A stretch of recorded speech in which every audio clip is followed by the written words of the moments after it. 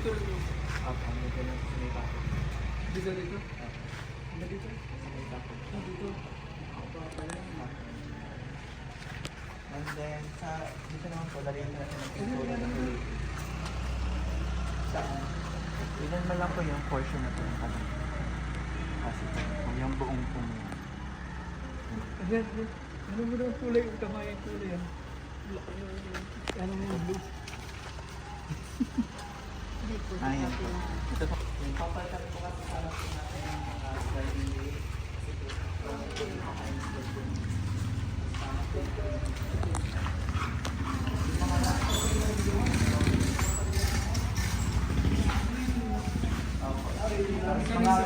Yung mga lock din po yung iba po nawawala. Kasi nasa CR po natin yung... Yun yung sa kalak ng papalitan. Tapos ito po sa harapan, since naka-sliding door po siya, lalagyan po natin ng metal grill po dyan. Ito po yung sample design. Ano yung sample? Tapos yun sa loob din po, lalagyan po natin ng mga PWD railing po. Yung fix po na foldable po, yung flip up. Saan yan? Dito po sa CR.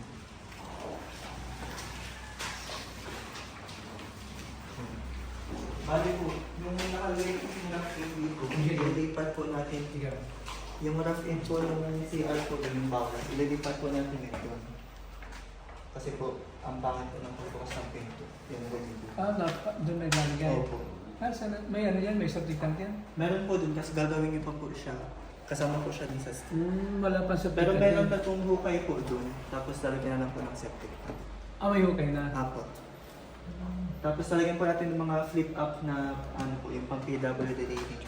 Tapos yung L-type ng lock type dito po sa dito. And then tiles po ng buong dito. Apo. Then sa buong naman po, yung dito po sa gilid po kasi wala pong kailangan po siyang fascia board. So lalagyan po natin yung mga fascia board. Fascia board. Tapos yung bubong po dyan na i-extend po na pag ganun sa may harap po.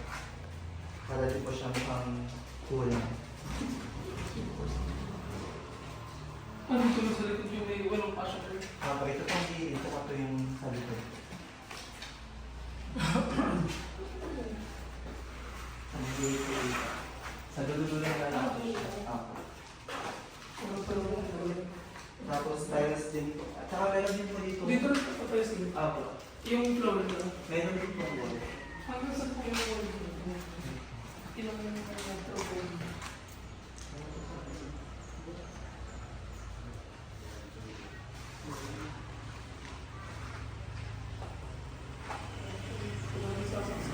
Apo, may nalagyan po natin ng mga saksakan din po. Tapos Yung saksakan po nito, pwedeng folded na lang. Pero yung electrical nito, kahit hindi na magtiktik, mold na lang gawin nila. So, Saksakan po. Tapos yun nga po, mga ilaw din po dito. Yung support na lang po niya is yung chicken wire po siya. chicken wire na sa kanila. Nasa BOQ na lang tayo. Apo, nasa pero daw na.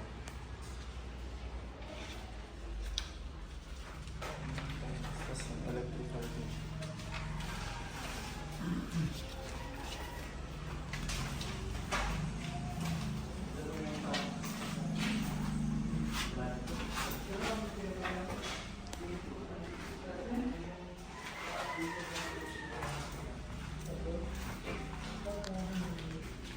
Hindi po lang sure.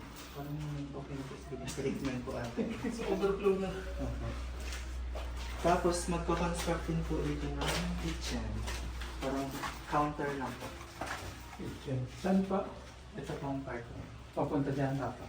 Isang na siya. Straight na lang po siya. Tapos tiles din po nun. Tapos tiles din po dito. Nakalagay po dito kung gaano ka ano. O 16 60. po. Tapos, yun lang po so far. Lahat naman po naka-indicate po ng mga gagawin. Tapos yun. Wait, ano yung sino dito? Yun nga po, bilang kasama. Yung una po sa akin, yung basic po. Kaya wala dito. Pero meron po siyang quadratic foam po. Kung double Kasi side. foam po, double sided na 10 mm. Yung ano? Hindi po kasi natanggal. Insulation? Apo. Chicken wire na lang daw. Opo, chicken wire. Ang pagod sa kanya. Bakit hindi ka naman signal? Saan mo kung sabay na sana doon sa pagbubukas? Yung kaso nga po, Wala ng pera. pag nalumag po siya, naluwag po yung bubong. Kaya pwede nila po namin binibigit sa bubong. Kahit dyan po, o kahit sa may ilalim lang po yung mga curtains. Yun na lang po. Ano ba po ang gagawin dito? Ano po, papatan po yun. Ang pangit po niya. Ay, kung frame lang. Opo, tapos lalagyan po natin ng metal door na double po yun.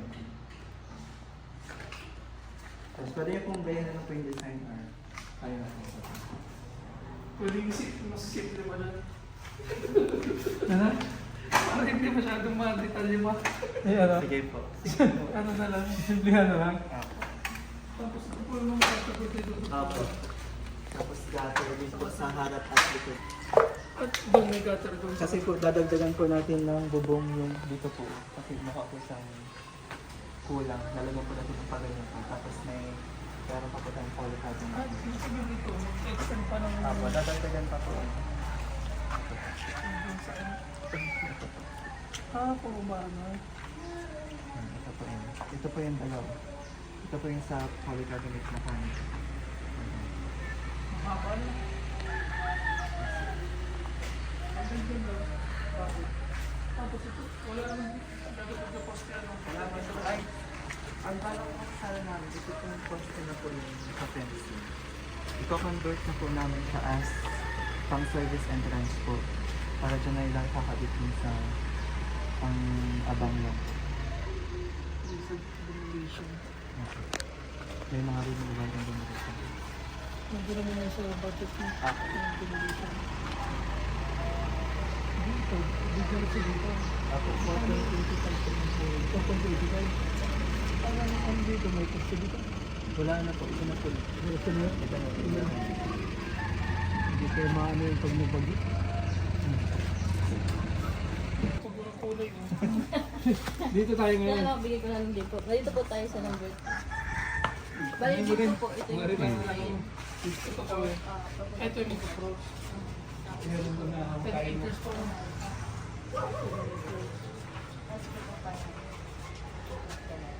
Napunta po dun sa may... May kalari po kasi yan dyan ay nakapapagpapan. Diyan meron yung 15. So, may 15 din. Tapos ito, Dudugtong po natin.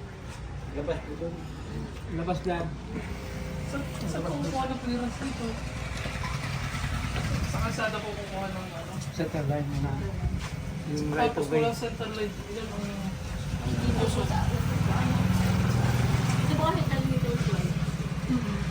factor ng 10 meters. Ilan po yung... Tagal na agad. Baka magkamali mo tayo. Parang maliit yung kalsada. Parang kinain dito. Yun ang diretso. Yan na lang po yun yung alignment nito. Yun lang ang diretso. Ito po yung alignment nito. Ito yun ang diretso.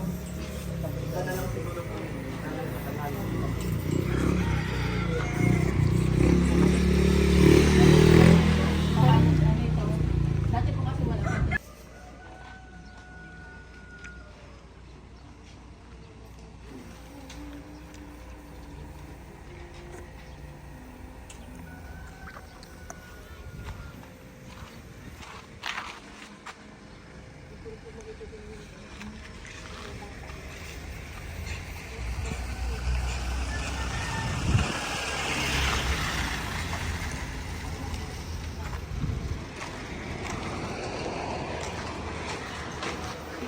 Solid na po. Kasi po meron ng... Meron kayo sa City Hardware. Pag sa experience namin dito, pagkuha namin. May polylight na rin po mga dati. Meron din po kasi mga ganun. Polylight. Ito na po sure yung system na na po. Sigurado sa mga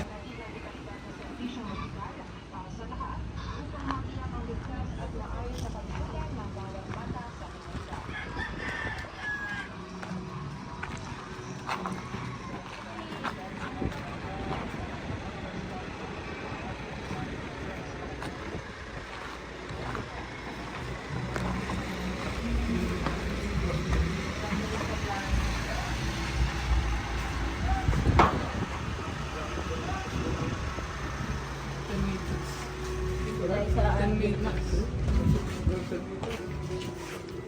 na sunod din yung ano nila. Hindi nga ako set.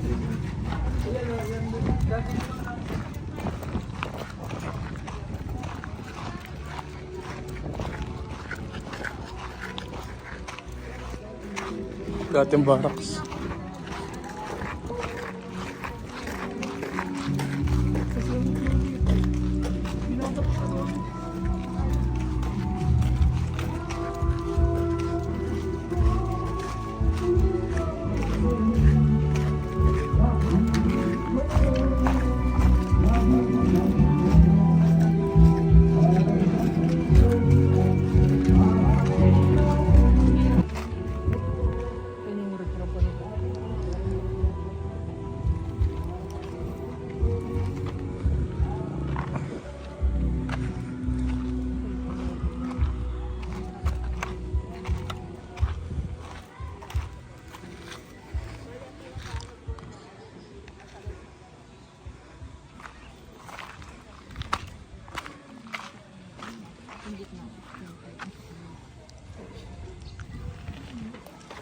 Magsilang pa rin.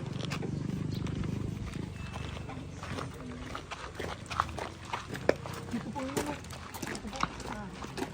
Dito kami kukuha ng ano. Tago kang dyan ng bahay.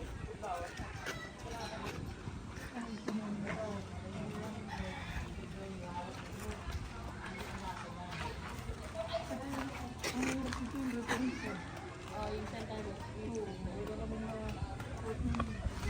Ano po ka engineer direct kasi ang nakalagay kasi dito sa ano. 25. Kahit mga muhon lang mag-reference. Wala. Wala pwede mapag-uwi. Hindi natin alam kung nakalabas tayo, nakapasok.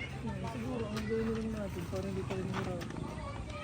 Doon sa mga existing na lang tayo kumuha ng permit eh.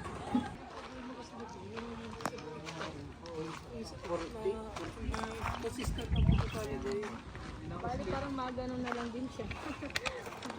Parang katulad ko rin ginagawa dati ni engineer na pag may mga na ano lang tumbok yung septic tank. Mapagpatay niya. Extra ball tayo. mga pasit pa. Ay, may nangyari yun dito. Pag okay ng mano-mano, may bato na malaki, hindi nilagyan ng septic. Pagtanggal namin ng bato, magwakan. Hindi makakaano dito ang bako.